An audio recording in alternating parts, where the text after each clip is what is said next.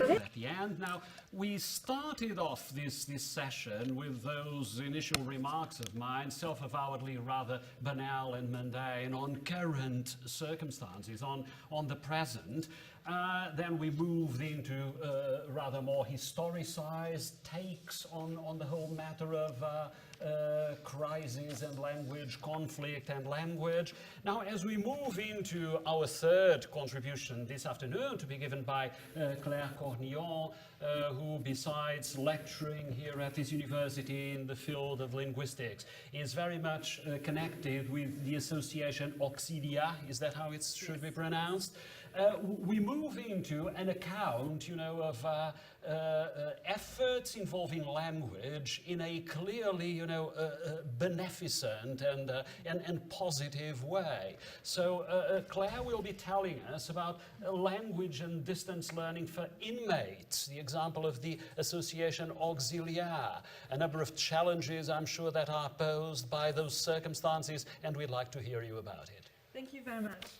So yes, it's a first for me today because I'm not here to talk about my research, but to talk about the work of an association that I joined 2 years ago called Auxilia.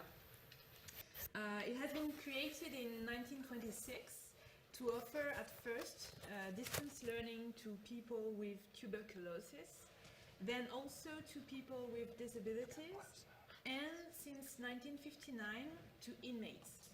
Today, the association helps any person that has a difficulty to access education. There are three structures in Auxilia, but the one that I want to talk about today is the distance learning. Its aim is to help with the rehabilitation process. We help our students to achieve their goals. It can be about preparing an exam or helping illiterate persons to reinforce their writing skills, or just accompanying a personal project such as learning aspects of physics or writing a play. Most of our students are inmates, 90%. We function independently from the prison administration and from the Éducation nationale, but in cooperation, of course, with them and with other associations. We have professors all around the country with very different profiles, because all of them are not necessarily teachers. For example, you can have retired engineers that teach mathematics or physics. We are approximately 1,000 volunteers, and we helped around 2,500 people last year. And also, there are 90 volunteers all around the country that are what we call correspondants de prison. I don't know exactly what the word would be in English, but it's a person who is a liaison between the association and the inmates. They meet them, they orient them, they see them if there are some problems, and sometimes also they give them private lessons on site. 8,000 hours of accompanying and support have been given last year by all these volunteers. So personally, I teach French, generally at a college level. Our students have different needs. 40% work with us at a junior or high school level, 30% at a college level, and 30% at a level below junior high. So the learning situation, of course, is very complex in this context for several reasons. First, when we think about distance learning today, we automatically think about internet, except that you cannot use internet in prison. So we work with very old-fashioned letters written on paper. Mm-hmm. So you can easily see the limitations of that. We can send some books to the inmates through the association, and they generally have access to a small library in the prison.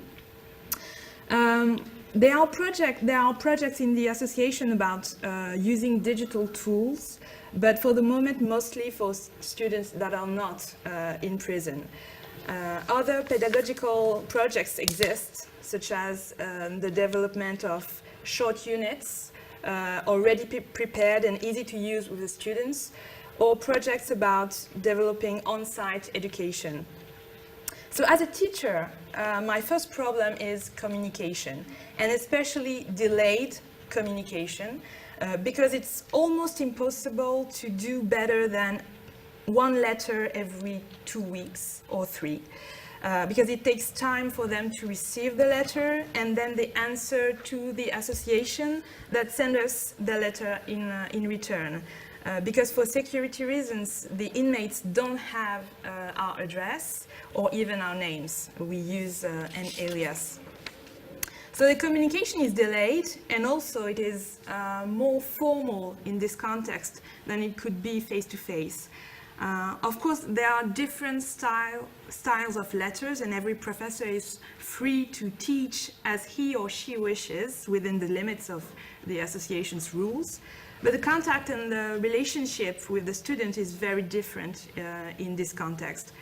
Yet, it is a crucial point, because most of the time, it is not about giving knowledge, not only about giving knowledge, but first to give the inmate a contact with outside society, and to try to give him more self-confidence to rebuild his life. You may be one of the only contact that the inmate has with the outside, and they can express to you their difficulties, sometimes their despair. So it is not necessarily a neutral form of communication, not at all. The association motto is education and friendship. And it is obvious that the friendship part is very important. You do not just send content, you send a letter to talk to the person and to give him some contact with society, to acknowledge him as a person and as a member of society. So this communication aspect is very complex but essential to our work. And it is not easy at all to find the right tone, to know what to write in order to help the person. Second point, the work conditions of the inmates are also very complicated. Some of them have even difficulties to have stamps or paper. There is the noise, the other inmates in the cell. So it is sometimes very hard for them to find a space in this environment to work quietly. And you have to add to that the psychological distress, of course. They are often very depressed, and it is hard for them to focus on a project. And sometimes they even say that they just don't see any future for them. Also, they often have a history of failure at school, and it is important to rebuild their self-confidence. So our job is also to encourage them and to help them build a project for themselves. Not necessarily thinking about a job they could do outside, even if it's an important point, but also focusing on something that interests them, so that they could feel more in control of their life and of their education. Everything is decided for them in prison, and the idea of a project, of something that they can do for themselves, to learn something, to write something, can help. For example, I just began to work with an inmate that wants to write a play. We just started, but the fact that he has such a project is already very encouraging, of course. The other obvious problem is the use of written language.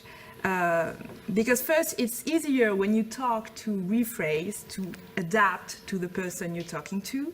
There you just send something and the student is alone with it. And moreover, there are illiterates or nearly illiterate inmates, and we are trying to help them, but of course it is difficult to work in those conditions to help someone to read or write better. There are volunteers within the associations that are working on methods for those kind of cases. Same thing, of course, for foreign languages. It is hard to teach English, especially, of course, oral English, for example, to a person in those conditions. We can send them CDs, but again, it's not simple at all. But we do it, we try, we experiment. Also, as a teacher, you want to follow your student and his progress. And we are doing that with a system of evaluations and by trying to keep in touch as regularly as we can, especially through the correspondant prison that I was talking about earlier. It is an essential link between the association, the professor, and the inmate, because sometimes you just stop receiving letters and you don't know if the inmate just want to stop, has been moved in another prison, has been freed. You don't know anything. So the correspondant prison can sometimes give you some answers. The other consequence of that is that when they are out, they don't write anymore. There are generally no follow-up.